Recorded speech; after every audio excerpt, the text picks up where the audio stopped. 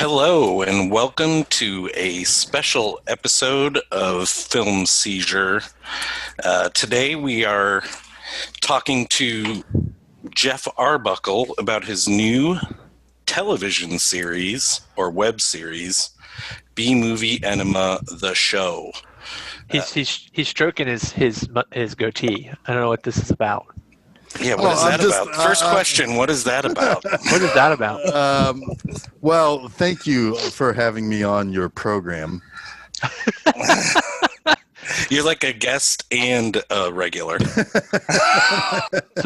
So yeah. It's like this B-Movie Enema Film Seizure circle jerk we're doing right here. Yeah, a little bit. It's a little bit of a 69, I guess.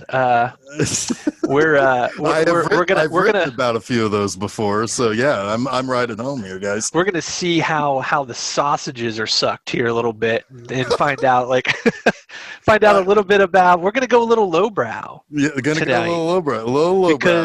Because Geoff has an alter ego, and that alter ego writes and now soon to speak, if you will, act, if you will, for his sister site, B-Movie Enema. And we're gonna kind of find out a little bit about what the hell this alter ego is all about, why he's doing a television show, and really just kind of understand the man behind the mask, if you will, the man behind the enema. Oh boy, yeah, you don't ever want. If I ever come towards you with a hose, run, because I do not know what I'm doing. It's like Desiree Costeau in Pretty Peaches. So you're gonna get that old water enema. Or who was in Water Power? Oh yeah, that was Jamie Gillis, I believe. Gillis. Yep, that's right. Yep.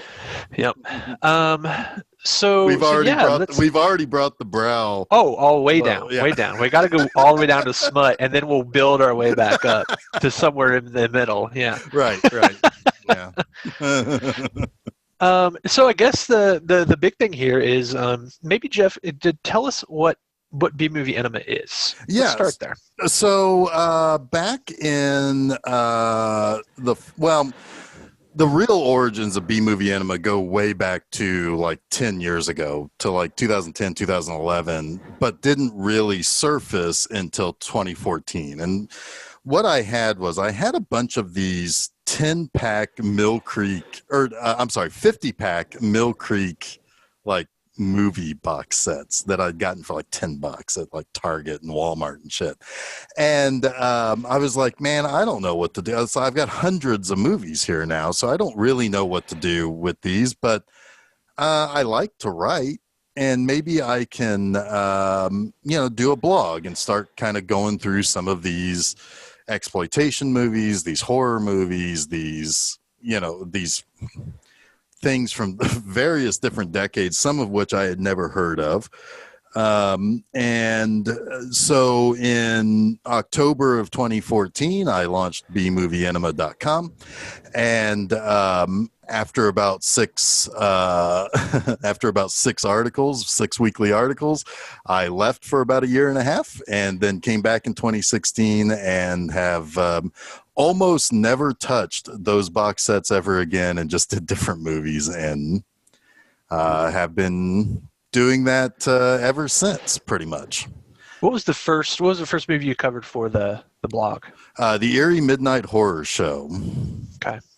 How'd you pick that? What was the title? I was like, oh, this is an Italian ripoff of Rocky Horror Picture Show, which it is not. It's just not the title. The titles. Well, that's very Italian. The movie, the title is a ripoff of Rocky Horror Picture Show. The movie's a ripoff of The Exorcist. Okay. I didn't know that until I pressed start. So how many? We're coming into the end of 2020. How many weekly posts have you done for B-Movie Enema? As of Christmas morning, that will be number 249. That's a lot.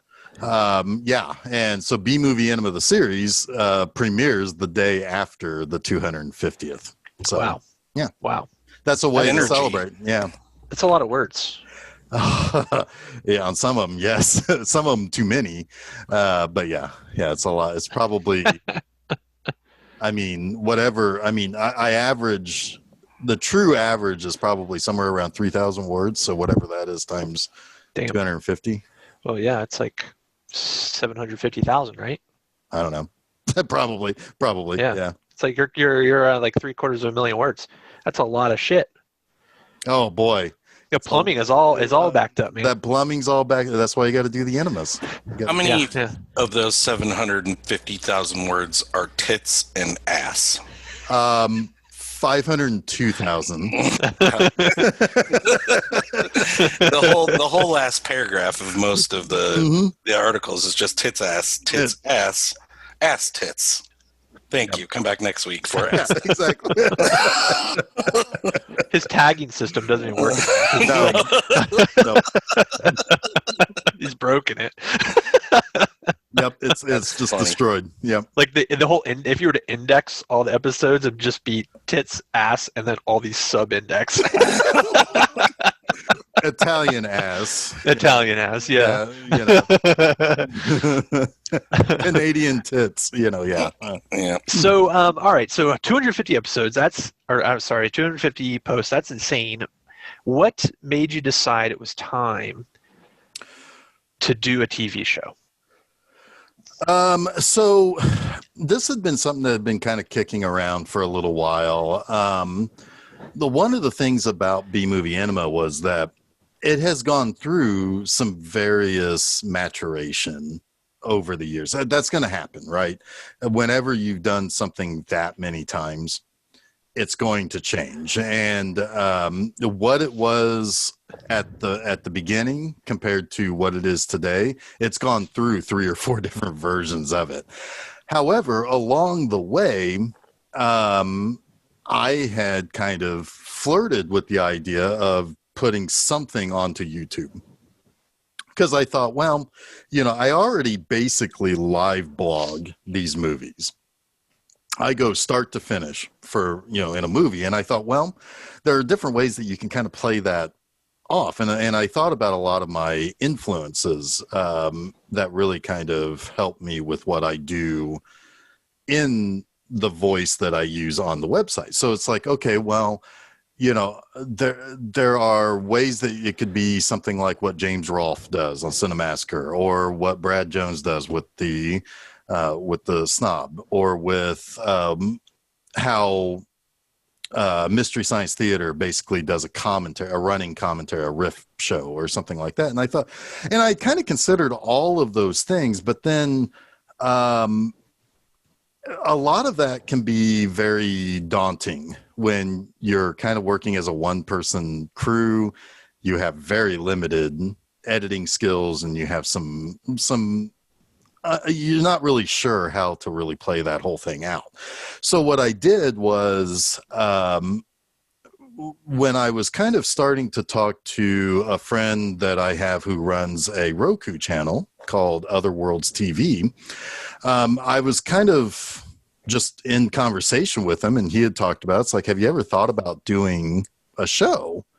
And it's something that we could put on the channel. And I'm like, well, I've kind of kicked around these ideas. And it was really at that point that I really could start baking the idea of having more of just like a hosting show more than anything. And as it turned out, that was something that could play a little bit to how the articles work, because I do talk about the entirety of a movie, but then I can also interject with, information or bits or, crack on the movie or whatever, Nice. Okay. So what would you say was kind of the big inspiration for the show? Like, what influences do you draw from as far as kind of your creative approach? The primary ones So when I first started the site, there were two primary influences. One being the Red Letter Media guys, particularly like the Mr. Plinkett character that always did the Star Wars reviews and stuff like that, because that is absolutely 100% from start to finish a character. That does not really bleed over into anybody realistically. So a lot of the early articles had a lot of that kind of feel to it, where it was like just 100% straight out an absolute character. But also, I had always been, for years before that, influenced by James Rolfe. So from like the Angry Video Game Nerd, Cinemassacre, because he has a really, really... he has this way of writing from and performing from nostalgia or from sentimentality, which really speaks a lot to what I do and how I look at things. But over the years, though, as I've kind of evolved with the articles that I write, and then later with what I'm doing with the series, it really is drawing from not just those influences, but also people like Joe Bob Briggs and, as I mentioned, the cinema snob, Brad Jones. So it is really kind of a balancing act between all of those influences and taking a little bit from here, taking a little bit from there. And, and it's still something that is still kind of incubating as well, too. Cool. And I think that that's something that in like this first season, these first 13 episodes, you do see a lot of that incubation as I learned some things, as I thought about what worked and what didn't work, or what I wish could work better or work differently. And I just kind of let that grow over the series. Let's talk about that first series that we're going to get. What is the format? Do you have a co-host? So the format really came down to, I was trying to figure out, it's like, okay, well, if I'm not going to go over a 2-hour mark, it's like, okay, how many times can I break in? What can I do that will interject, but while still the movie playing in its entirety? And what I came down to is, so the format is I introduce the movie. I may talk a little bit about the director or writer or whatever. Then I turn it over to the movie, which will run for essentially the first third or the first act.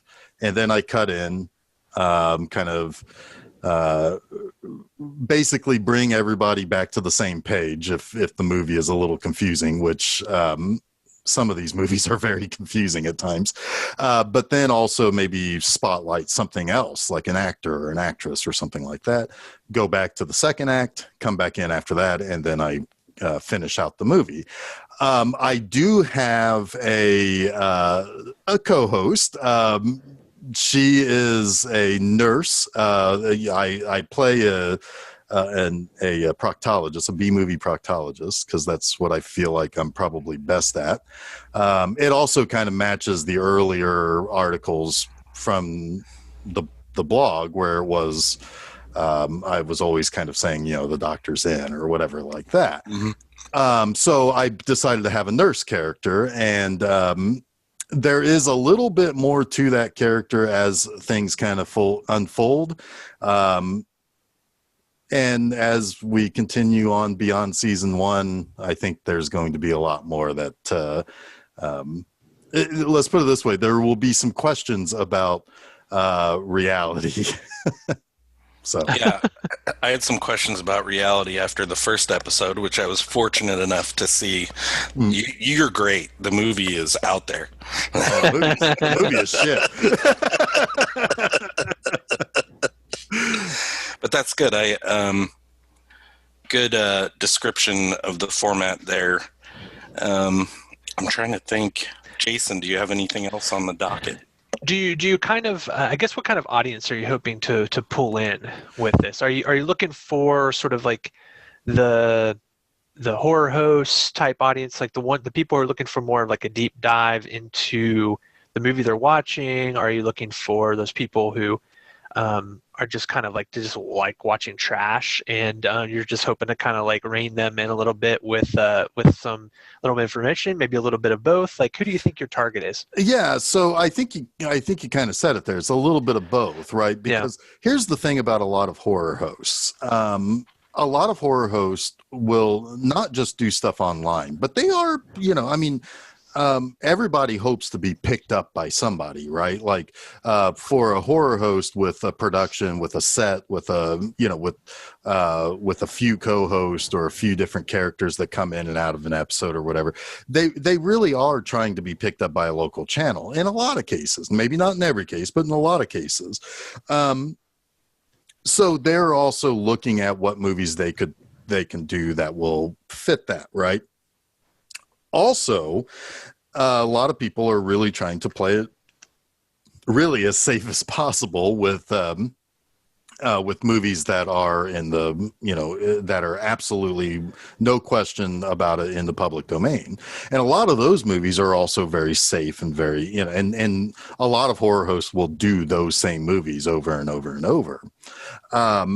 I, on the other hand, wanted to do something a little bit different. I wanted to find movies that are either not very well known, very different in the sense that, like, I have multiple movies that would be not good for local TV, and a lot of movies that are exploitation in there.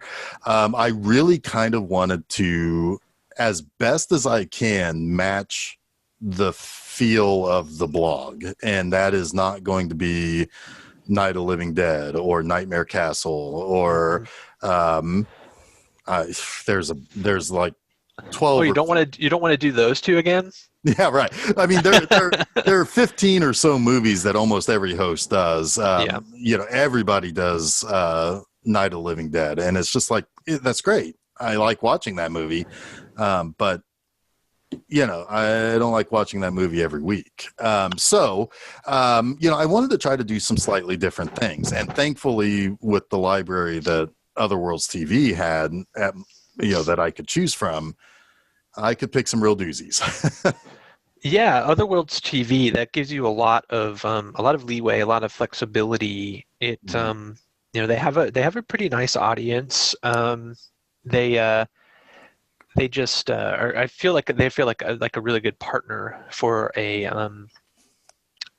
project like this. What I really like about the project itself, from what I've seen, is it feels very much like bringing the horror host or the B-movie host into this pandemic era, right? I really like that it's you sitting in front of your forward-facing camera, working within your immediate environment. There's no studio. There's very little in the way of extravagance, right? A lot of the horror hosts, I think, are brought down a little bit by trying to do too much. Sure. And you were doing a little bit more with every episode within your sort of like computer-sized screen, right? Yeah. Which is cool. It feels intimate. It feels a little bit like you're zooming with the horror host. Yeah. And I'm wondering, like, what ambitions you have with that model, with that format, and sort of what your big dream is for the show. Yeah. So a lot of that inspiration does come directly from, Angry Video Game Nerd, the Cinema Snob, where you are just sitting there, right there with them, and I figured that was one of those things where it's like, I had tried to figure out, like, okay, where do I want a camera to be? And it's like, screw it. I'm just going to put the camera right in front of me, and that will allow me to see my script, allow me to over here be able to see how things look and how I'm framed and everything. And it's like, when you're a one-person show, you're exactly right. This is pandemic filming, really. It's, and so, but a lot of that, I think I ended up at least bringing a little bit of charm to, or at least I hope I do. Now, some of that will slightly change in season 2, but it's still going to be very up close and personal like that. But what do I see moving forward from that? Well, I think that really kind of depends on what I can learn, what I can take away from what I've already done, and what I feel like I can do. Is it easy for me to, pick everything up and then go on an adventure? I don't know. I don't know. I think what will come is when I look at the 16 movies that I'm going to do for season 2, see what they are and see what I write from that and how I can kind of play off of some of that stuff. Maybe some of it will be a little bit more movement. Maybe there will be elements that can bring in more extravagance. It's really the sky's the limit. The only thing is just trying to figure out what I am capable of doing versus what I may not be quite ready to do yet. Sure. Well, I know from what I've seen, I really enjoy the show. I'm excited to see more. I'm excited to tune in when it airs on OtherWorlds TV, which I'm a big fan of. How and when can people see the show? Like maybe tell people what they need to do to see you and when it airs. Yeah, so there's a handful of options here. Number one, you can go to bmovieenema.com. And there, you'll always be able to see every episode. A lot of those episodes will link to my YouTube channel, so you can just go to YouTube, search for B-Movie Enema. The other kind of bonus there with the YouTube channel is that not only are the episodes going to be, at least most of the episodes will be there.